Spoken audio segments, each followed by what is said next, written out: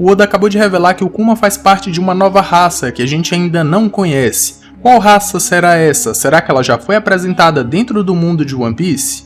Quais os segredos sobre o Vegapunk? Ele faz parte do exército revolucionário? Ele tem o poder de prever o futuro? Qual a sua Akuma no Mi? Será que ele tem uma Akuma no Mi que já foi apresentada dentro do mundo de One Piece? Nós vamos comentar sobre tudo isso nesse vídeo aqui. Se você ficou curioso, segue comigo e acompanhe esse vídeo até o final. E agora nós vamos para a parte 2, falando ali mais da ilha Egghead e também dos Mugiwaras. Mas antes, já deixa aquele likezão, se inscreve no canal se ainda não for inscrito. E mais uma vez, relembrando, nós temos o único Luffy que sobrou aqui, tá na lojinha do canal, tá na Shopee, o link vai estar aqui embaixo na descrição. E você pode adquirir esse Luffy aqui se você quiser. Esse é o último sobrando, hein? Os outros, eles são importados de fora do Brasil e vêm pra cá com frete grátis. Mas o único que eu tenho aqui comigo que eu posso enviar é esse Luffy. Agora, bora continuar com o vídeo.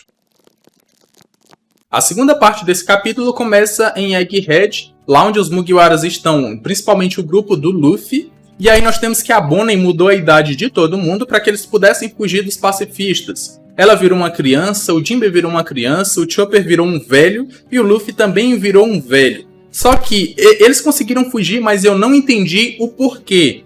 Ó, vejam bem. Eles deixaram de ter as suas idades, mas eles continuam sendo eles mesmos. E a tecnologia dos pacifistas, elas detectam a pessoa e não a sua aparência. Por que eu estou dizendo isso? Porque lá em Sabaody, o Sop foi detectado por um pacifista como sendo o Sogeking. Sendo que quando ele recebeu sua recompensa, ele estava com a máscara do Sogeking, ou na verdade era o Sogeking no seu lugar.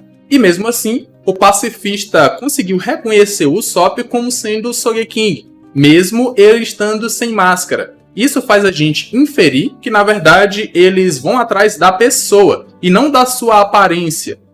Porque o Sogeking tem a aparência diferente do Sop. Mas aqui não, eles mudaram sua idade, consequentemente mudaram de aparência, mas continuaram sendo eles mesmos. E aí o pacifista deixou pra lá.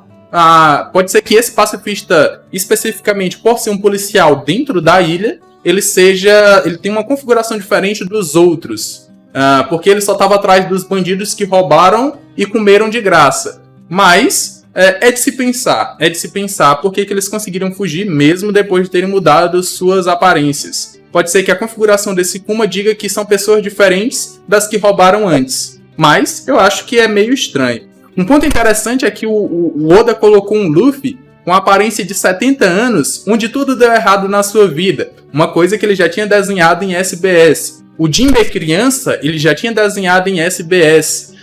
E isso também já aconteceu com o Law em capítulos recentes. O Law mulher, o Oda tinha desenhado eles com gênero diferente. E o Law já tinha aparecido em SBS também. Então o Oda tá pegando várias coisas de SBS e canonizando dentro do mangá. Inclusive um Luffy idoso, onde nada deu certo na sua vida. Será que isso quer dizer alguma coisa pro futuro da obra? Oda, não brinque comigo. O Luffy vai ter que se tornar rei dos piratas, hein? Não brinque comigo.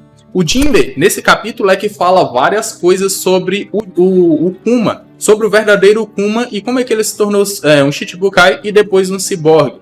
Coisas que eu acho que nem a Bonnie sabia. A primeira coisa que ele fala é que ele era um rei tirano, que acabou sendo deposto pela sua ilha, pelo seu povo, e depois ele entrou para o exército revolucionário. Após isso, ele foi capturado pela marinha, ganhou prisão perpétua, e depois o Vegapunk se interessou pela sua força. E acabou que, depois disso, ele entrou para os Chichibukais com a condição de se tornar uma cobaia para o Vegapunk. E aí a gente tem que...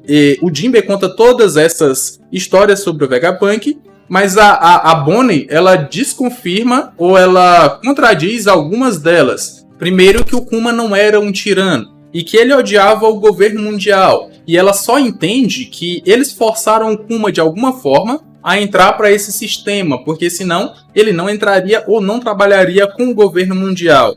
Ela entende que ser cobaia em um experimento é válido, tipo, ele poderia ter aceitado isso por alguma coisa, mas ela não entende o fato dele ter ficado sem memória ou ter aceitado ficar sem memória. E é por isso que ela realmente quer vingança contra o Vegapunk. Ela fala que um humano modificado é pior que uma sentença de morte. Essa frase dela foi bem impactante e pode querer nos dizer alguma coisa em relação não só ao Kuma, Mas ao Vegapunk, será que o fato dele ter se clonado e criado, sei lá, outros ciborgues dele, isso aí é uma sentença de morte? Será que o Vegapunk é o ser mais inteligente do mundo de One Piece, mas ele tem problemas internos, como por exemplo o fato de que ele não pode morrer, porque ele se tornou um ciborgue em algum momento e depois se arrependeu disso?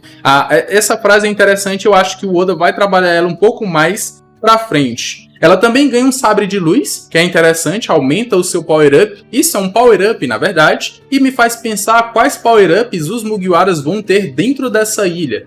Porque sempre que nós temos tecnologia nova sendo apresentada para os Mugiwaras, eles têm uma evolução de poder, principalmente o God Usopp. Quem lembra da Ilha do Céu, onde ele saiu e pegou vários Diaos, e depois ele introduziu tudo isso nas suas armas para que ele pudesse utilizar e ficar mais forte. Imagina quantas coisas ele não pode ter ou pegar, ou o Vegapunk dá para eles dentro desse arco, para que o Usopp possa ficar mais forte. Porque a Bonnie encontrou um sabre de luz muito poderoso num lixão. Imagina o que vai ter no laboratório principal do Vegapunk.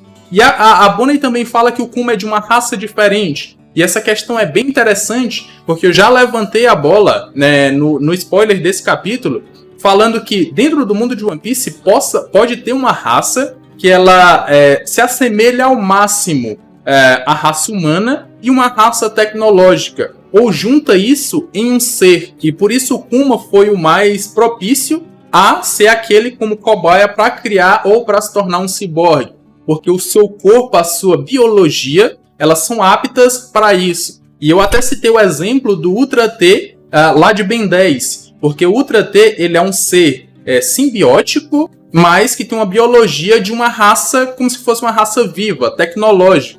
Pode ser que dentro do mundo de One Piece tenha algo parecido com isso. E se não for algo parecido com isso, a gente pode pesquisar dentro da obra e a gente vai ver que tem uma raça, a gente pode até considerar assim, que são ciborgues, mas que mostraram ter sentimentos, mostraram ter como se fosse uma biologia. E são aqueles serizinhos que a gente já viu, acho que na ilha do Vegapunk, que um velho, ele estava consertando e depois esse velho morreu, e na lua.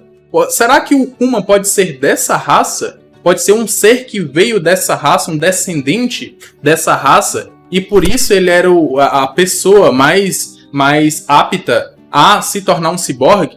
São coisas para a gente pensar e debater ao longo dos capítulos. Também posso trazer vídeos em específico só sobre isso. Para fechar esse capítulo, nós temos a parte 3, que é falando sobre os outros Mugiwaras que agora estão com a Lilith e vão entrar no laboratório principal do Vegapunk. A gente vai comentar sobre eles agora, porque tem uma frase interessante da Lilith, quando os Mugiwaras estão vendo várias novas coisas que tem ou existem na ilha, e ela fala que essa é a ilha que cria o futuro, ou que o futuro é criado. Isso aí só quer dizer que as novas tecnologias que vão ser utilizadas no mundo são criadas aqui, ou realmente tem um significado mais, como é que eu posso dizer, mais complexo, que o Oda vai trabalhar no futuro? Será que pode ser algum ponto que nos diga que o Vegapunk ele tem alguma coisa relacionada a ver o futuro, ou a ir para o futuro? Porque ainda tem uma Akuma no Mi que ela existe no mundo de One Piece, mas ainda não voltou. Está perdida há 20 anos, que é a Akuma no Mi da Toki. Será que o Vegapunk trabalha com a questão de viagem no futuro, ou mandar alguém para o futuro, ou coisas para o futuro? Isso é um ponto para a gente pensar também. Outro ponto interessante é que Zoro e Brook, eles não entram ou não saem do navio. Eles ficam no navio. E o que eu acredito é que o Zoro está desconfiado. Ele vai sair para pesquisar ou para investigar, no caso, só que ele vai se perder. E o Brook, sabendo disso, resolveu ficar para trás para ir com o Zoro, para formar essa dupla e não deixar o Zoro se perder. Até porque o Zoro é um dos principais combatentes do bando. Se ele for preso ou acontecer alguma coisa com ele, o Brook pode ajudar, pode chamar ajuda ou impedir que ele se perca também. Um outro ponto é que a Lilith fala na pirobluina, que é aquela substância que, se eu não me engano, saem de vulcões e elas aumentam ou modificam a densidade do vapor d'água. E o Vegapunk já dominou essa tecnologia, utiliza isso na sua ilha para criar uma ilha do céu, e realmente isso para criar seu laboratório no céu em cima de uma ilha. E ele controla a densidade das nuvens. Isso aqui é uma outra tecnologia dentro do mundo de One Piece que também foi relacionada a Skypiea, local onde o Usopp pegou várias tecnologias para si. E agora a gente está vendo isso sendo trabalhado agora nessa Ilha do Futuro também. Mas um ponto é falar sobre o design dos Mugiwaras futuristas. Muita gente não está gostando, eu estou adorando, não tenho problema nenhum. As mulheres estão muito despidas, mas pode ser que essa seja realmente uma vestimenta das mulheres nessa ilha, e não só para vender figures, ou porque o Oda é safado. Acredito que seja por esses dois pontos. Mas também em relação à própria ilha, sendo ali uma vestimenta das mulheres da ilha em si. Mas o melhor design que foi mostrado até agora poderia ser outro, senão do God Usopp. Eu já quero um figure do God Usopp com essa nova roupa futurista pra ontem. Eu já quero, e quando sair, muito provavelmente vou colocar no site do canal também, porque esse Usopp tá maravilhoso. E para fechar o capítulo, nós temos o Vegapunk conversando com alguém. E ele fala sobre a possibilidade, ou que, na verdade, ele acha que existe uma probabilidade muito grande dele morrer. E por isso, ele queria que essa pessoa soubesse. E quem é essa pessoa? É o Dragon. É o Dragon, líder do exército revolucionário, pai do Luffy. E aí o Oda me joga essa bomba, e na próxima semana nós não temos capítulo. Qual a relação do Vegapunk com o Dragon? Eu acredito que essa relação exista mediante ao Kuma. Foi o Kuma como cobaia que acabou conhecendo, ou muito provavelmente conheceu os problemas do Vegapunk, que é um cientista que a gente pode considerar como que trabalha solo, não trabalha nem para o governo, nem para a marinha, nem para o governo mundial, nem para, sei lá, não trabalha para ninguém, mas trabalha por si só que ele é obrigado a trabalhar com o governo mundial pelo financiamento, pela segurança, mas ele é obrigado, ele não trabalha porque quer. E aí eu acho que o Kuma pode ter feito essa ponte entre o Vegapunk e o Dragon. Ou pode ser que desde o começo o Dragon já conhecia o Vegapunk e o motivo dele ter pego o Kuma para ser aquele como cobaia para fazer os experimentos foi porque o Dragon pediu: salve o meu companheiro, senão ele vai ser morto ou vai ser mandado para Impel Down.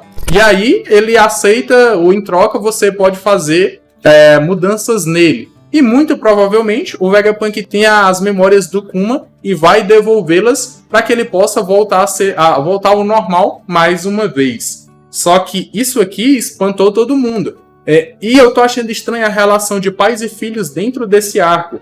Em relação a nós termos a Bonnie com o Kuma, nós temos o Dragon aparecendo, que é o pai do Luffy, nós temos o Sanji, que o seu pai também é um cientista. Será que o Kuma... Vou chutar aqui, mãe do Luffy. Será que isso pode acontecer? Vou fechar esse capítulo com essa possibilidade. Comentem aqui suas opiniões sobre esse capítulo, o que você acha do que eu disse aqui também. Deixa aquele like se você tiver gostado desse vídeo, se inscreve no canal se ainda não for inscrito. E como eu falei, esse aqui é o último Lufão que sobrou. Eu tinha 2, vendi 1, agora só sobrou esse. Vai estar na Shopee e no nosso site oficial. Então se você quiser adquirir, o link vai estar aqui embaixo na descrição. Tô deixando aqui na tela final os 2 últimos vídeos aqui do canal. Eu me despeço por aqui, um abraço e valeu!